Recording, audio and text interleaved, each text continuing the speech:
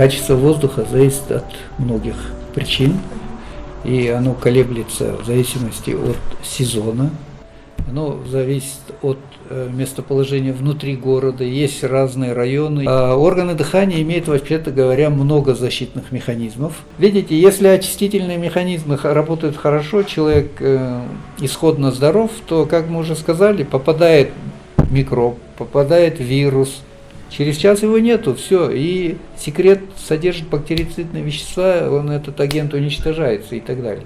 Но если эти механизмы нарушены, соответственно, даже небольшое количество микробов попадает или вирусов, и они уже могут там вызвать воспалительный процесс. По большому счету, у большинства людей в нашем городе вот тот легкий кашель, который есть, и когда выделяется небольшое количество секрета, вообще-то говоря, это защитная реакция организма, направлена на то, чтобы вынести все эти загрязнения из легких, чтобы уменьшить повреждающие действия и так далее, да? Все наше население. Да?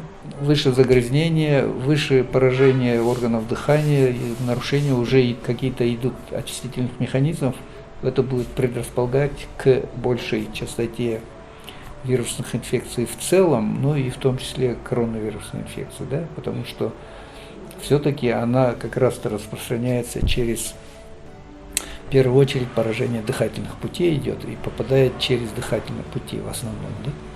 Главный источник, так сказать, инфицирования. Тем лучше функционируют органы дыхания, тем легче человек переносит инфекцию или даже он просто не будет заражаться, да? А так, конечно, много влияний различных может быть. Зима, все-таки переохлаждение, может просто если человек слишком легко оделся, простыл, промок и так далее, естественно, на этом фоне тоже коронавирус, наверное, будет тяжело.